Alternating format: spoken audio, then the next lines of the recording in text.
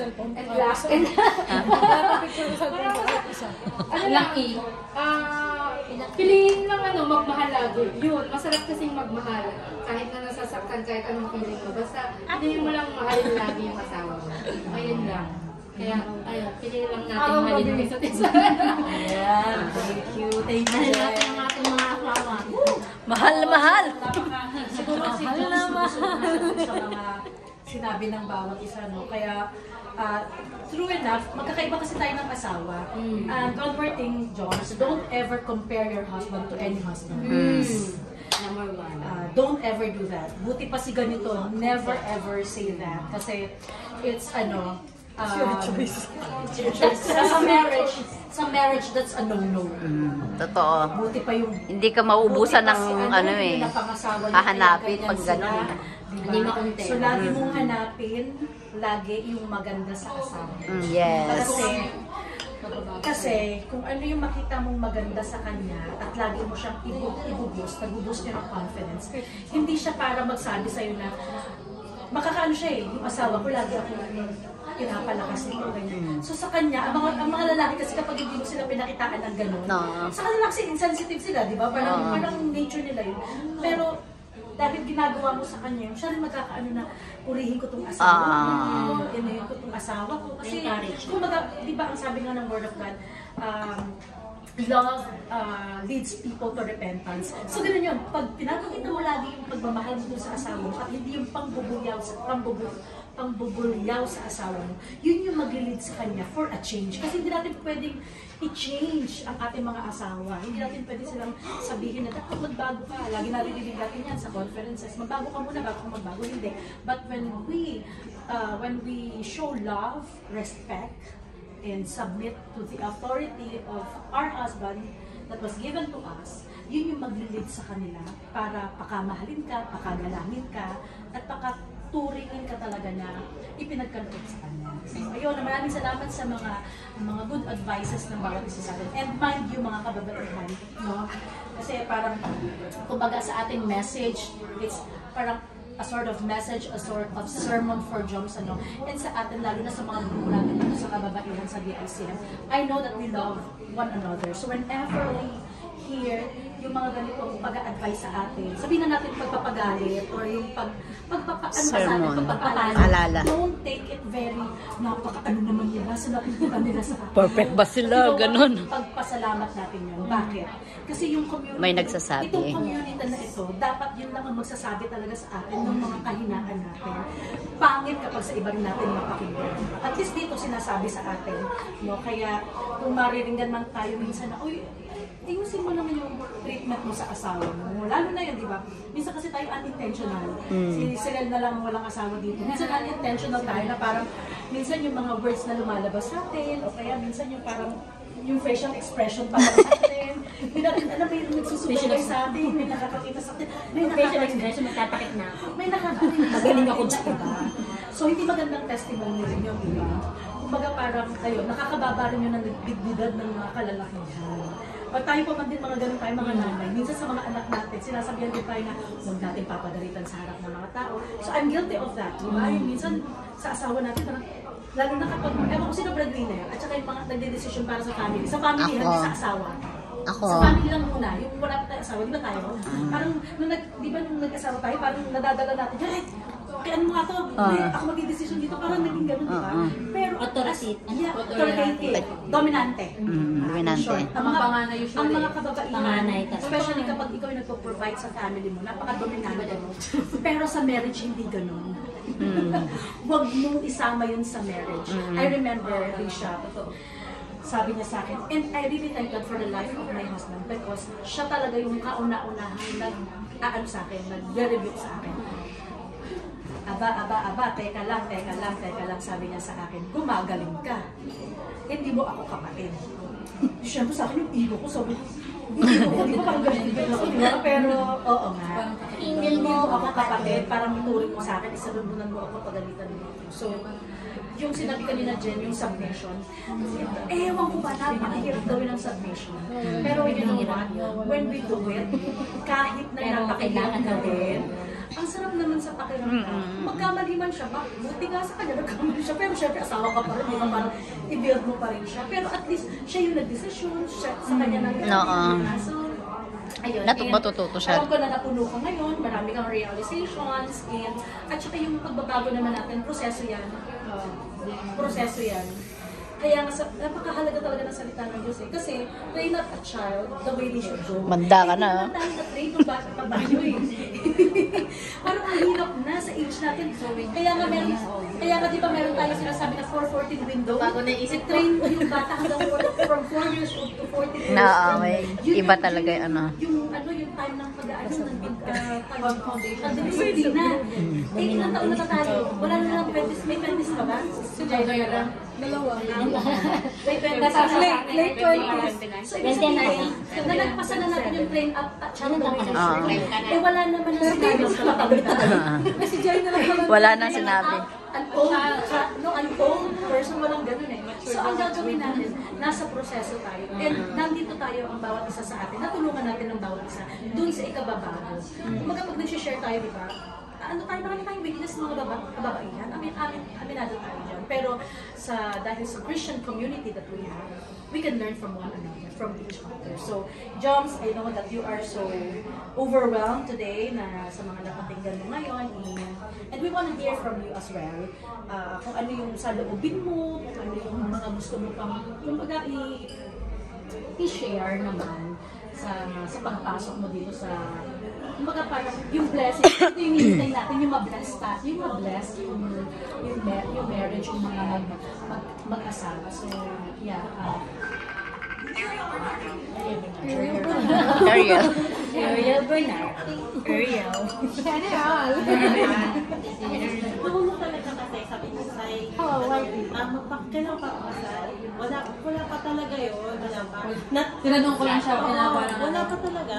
Pero lagi niya ako tinatanong. Then, parang, Jones, si Sai, mag-uusap kami, lagi may kasal. Jones, Habang sinisingit ko lang. Siya yung hanggang ina-appointment na niya kami, pero hindi pa ako nag-yes. And then habang nag-depend ako kay Lord, tapos nakikita ko, sabi ko parang, Papa, sabi ko gano'n, kayo na lang yung walang bas-bas doon sa church. Sabi ko, I think, tayo na, it's our turn. Totoo pala, the more mo nakikilala si Lord, the more mo na isisik yung gusto niya para Pero wala talaga yun sa isip mo, di ba? Kasi nagdidepend lang ako. Gusto ko din ma-receive yung blessing na nare-receive nyo, yung joy na nararamdaman nyo dun sa pagkakaroon ng blessing na yun sa pagsasama nyo mag-asawa. Yun talaga yung naging turning point ko para mag-decide. Kasi nakikita ko kayo, ang ganda ng marriage nila, sila sama ni Jai, sila bakit ang happy nila? Bakit tayo lagi nag-aaway? Pero ngayon medyo very, yung mga pinag-aawayan namin, mga trivial factors na lang, not unlike talaga dati. Grabe, may trivial factors. So, Ganun yung trivial. John? Ano yung paniwala? Explain. Matagal na lang yung trivia. Hindi ko naman maliliit na bagay na lang. Not unlike kasi dati, alam niyo naman yun, di ba yung una? Hindi ko napipigilan yung sarili ko kahit ibang tao. Inopen ako na nagbubugan. Yan, wala na kasi yung mga maliliit na bagay na lang. So, I think yung talaga yung, si Lord na yung talaga, amaano talaga sa amin. At saka, nagiging submissive na rin ako kahit na paano. Kasi sa paano, kasi yung seto yung nakita ko man sa'yo. Sinusubukan ko, tinatry ko talaga. Kaya kahit siya, yung maging submissive, kahit sigaw siya ng sigaw, lalambingin ko lang siya, tapos relax na ako.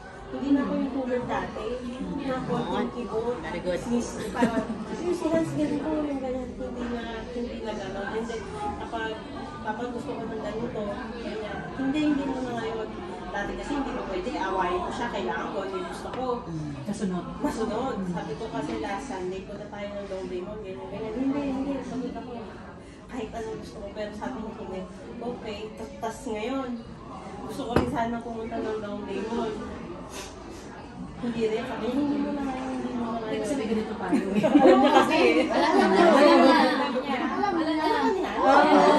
Kaya tinatawag mo si Paso. Hindi niya muna ngayon, Jones. Hindi ko. Hindi ko talaga alam. Kasi nga, bright na siya. Surprise. Surprise nga eh. Huwag ngayon, bukas na lang. Sabi niya sa akin. Lang, kahit sobrang kasi, kung ano, aawayin ko yun. Aawayin ko talaga siya kasi gusto kong pumunta. Gusto ko ngayon na. Oo, gusto ko, aawayin ko talaga, may pag-aaway. Pero ngayon, hindi na gano'n. Natuto na ako mag-relax. Okay, yan ang gusto mo, susundin kita. Good job. Sabi mo, side, good job.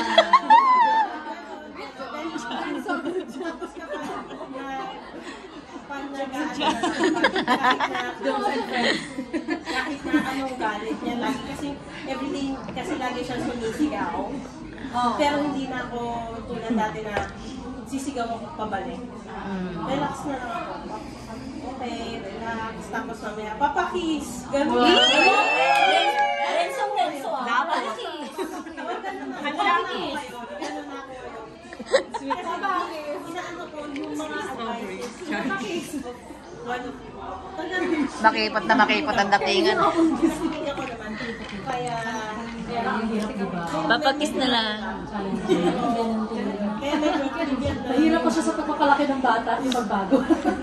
Ang hirap, sobrang daming heartaches. Kasi yung pagsigaw, hindi ko yung gusto. Ayoko talaga nun eh.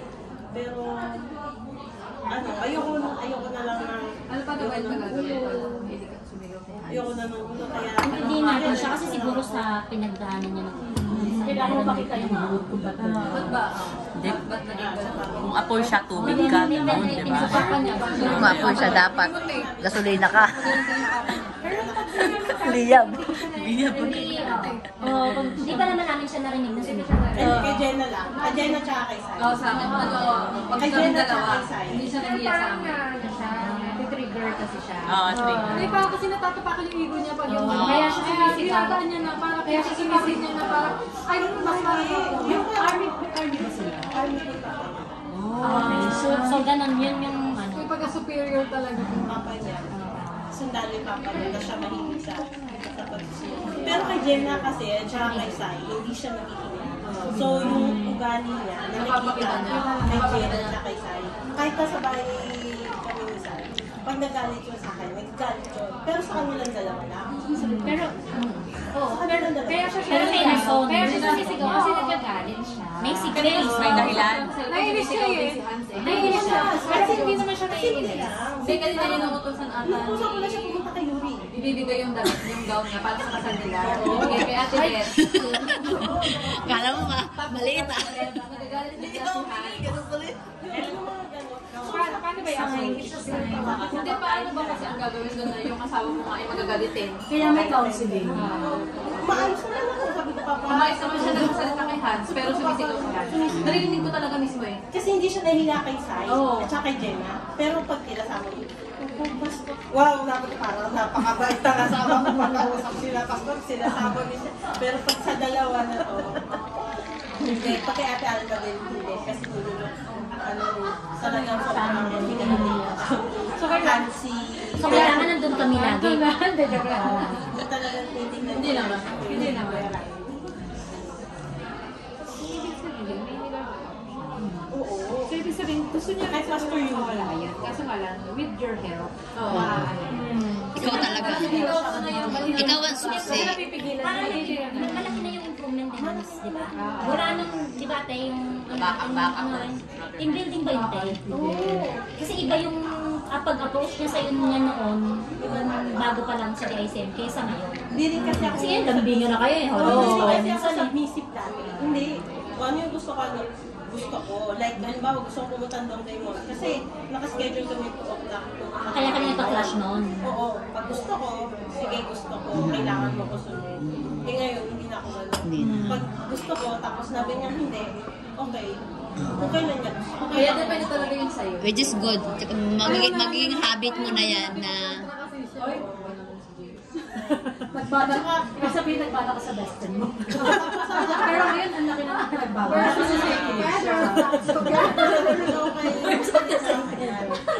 Uy! guys. Friends. Breakdown!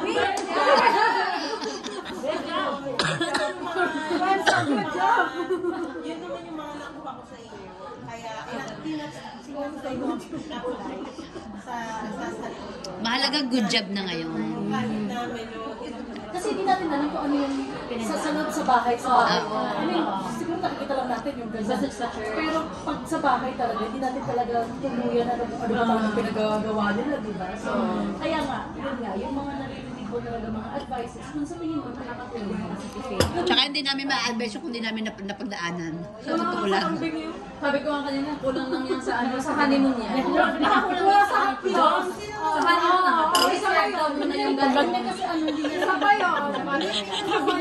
Krisha, kung baka ganun ah. Krisha. Krisha, kung baka ganun ka. Siya na nag-aayat. Oo!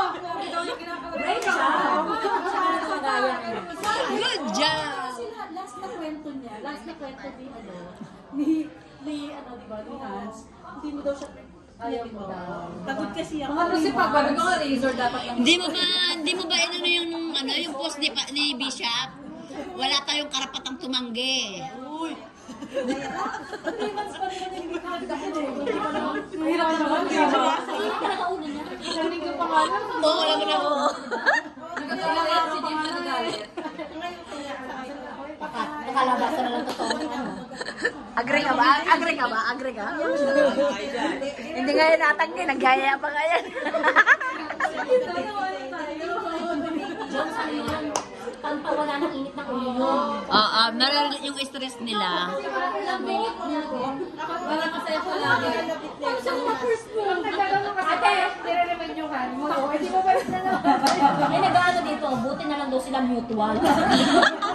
Bakmain mo yun. Tingnan mo. Congratulations, good job. Yan yung ano, Diba? Alam na. Dapat yung isusuot mo na everyday magpajama. Dapat sexy na. Ay, wala kang ganun. Ay, dyan na, marami na. Alam na. Kapag ka na lang. Ay, effective. Si James ayaw Araw-araw. nagpapajama. Nag-share ka ba sa bahay? Shorts ko lang ako talaga. As in yung pek-pek short, yung kita yun. Kita yung... Ay, ganun? Hindi, yung short na pwede mo ipunta ng labas. Kita yung... Kita yung... Dito tayo ganyan. Sabi nga nila, pag matutulog daw, hindi daw pantulog ang suot, panggising. Kahit wala kang ganyan. Yung magigising. Okay daw gabi ka. Okay na kay Ate Len. Pag sa video ko lang yung macharo. Video ko na lang kami yun eh. Tapos yung baso na natin, lumapit ka sa kanya yung baso. Pag nasa kusina, may abot ka sa cabinet. Ay, ingat ni Buntis ah. Kaya nabubuntis yun. Wait lang. Diba meron kayong memes? Yung para ano daw sa asawa, lahat iuutos sa asawa. Siguro pag siya magagalit. Oo, bawal